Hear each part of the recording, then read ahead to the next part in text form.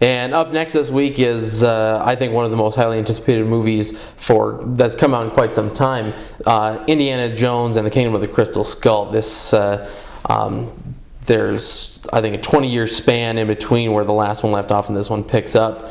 And Indy has, through backstory and a little bit of the plot, has gone through, and he's fought in wars, and he has done a myriad of things that have never been told. You know, there's a lot of speculation on how this one would fit in with the other Indiana Jones stories, and this, I think, really is, you know, a real bookend to the series. Well, it was more speculation. Will it live up to the other ones? Yeah. I mean, after a 20-year absence, you know, has Harrison Ford still got what it takes? I mean, is Spielberg still? I mean, storytelling. Really, I mean, really, audience tastes have changed considerably since the first film, which was 1979, I believe, and you know, I mean, is that character still going to be interesting today? And I think they did a pretty good job of. Oh yeah. I mean, it's obviously still rooted in the past, but you know, they've updated the villain to be the Soviets now instead of the Nazis.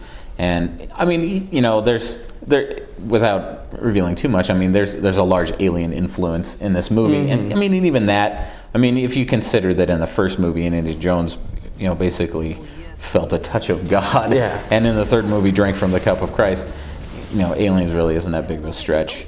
And there was a couple of scenes that were bothersome. Shia LaBeouf swinging through the jungle on vines was a little. It seemed silly. It looked silly, and that was the problem. You know, there's a lot more digital effects than I think Spielberg and Lucas let on that they were going to use. And you know, they don't hurt the movie. I mean, it just doesn't have quite the same feel. But I mean, no, I think it did. I mean, especially, you know, there was a fight that was done on two speeding cars with rapiers.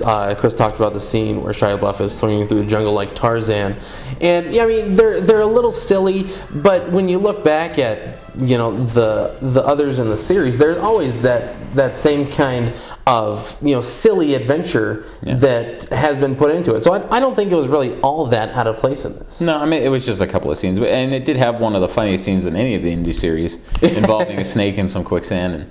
And so I mean, the main thing is it as good as the other ones? Yeah, I mean, it fits within the canon, and it didn't feel. It never felt like a movie they were making just to capitalize on a once fruitful franchise, and that's really the most important thing as far as I was concerned. And I mean, since it didn't let me down in that area, and it was still a fun movie, so check it out. Yep. We'll be right back.